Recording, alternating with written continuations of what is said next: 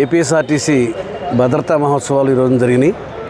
దానికి ఆర్ఎం గారు వెంకటేశ్వర్లు గారు, అలాగే డిస్ట్రిక్ట్ రవాణా అధికారి శ్రీనివాసరావు గారు, డిపో మేనేజర్ పెద్దిరాజులు గారు, 5 డిపో మేనేజర్లు పాల్గొనడం జరిగింది.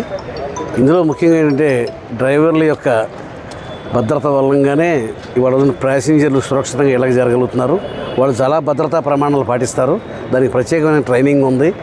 ఆర్టీసీ బస్సులో ఎప్పుడు కూడా యాక్సిడెంట్ జరగకుండా ఉండటం కోసం అన్ని జాగ్రత్తలు కూడా తీసుకోవడం జరుగుతుంది. బస్సులను ఫుల్ కండిషన్లో పెట్టడం జరుగుతుంది. ఇవాళ డ్రంక్ అండ్ డ్రైవ్ అనే దాన్ని ఖచ్చితంగా నిషేధించాం. ఏ రకంగా కూడా తప్పు జరగడానికి వీలు లేకుండా డ్రైవర్లు, ఎందుకంటే అతని చేతిలో ఒక 50-60 మంది ప్యాసింజర్ల యొక్క ప్రాణాలు ఉంటాయి.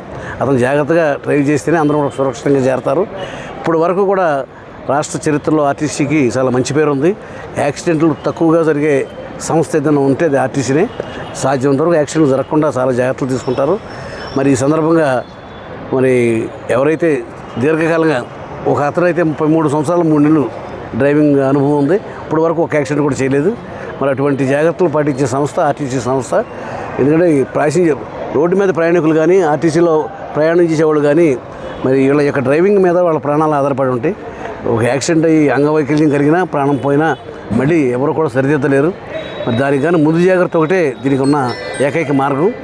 అలాంటి జాగ్రత్తలన్నీ కూడా పాటించాలని, దాన్ని పాటించడం ద్వారా ప్రజలకి ప్రయాణికులకి అందరూ కూడా మేలు జరగాలని ఈ రోజున మహోత్సవాలు జరిపించుకోవడం జరిగింది.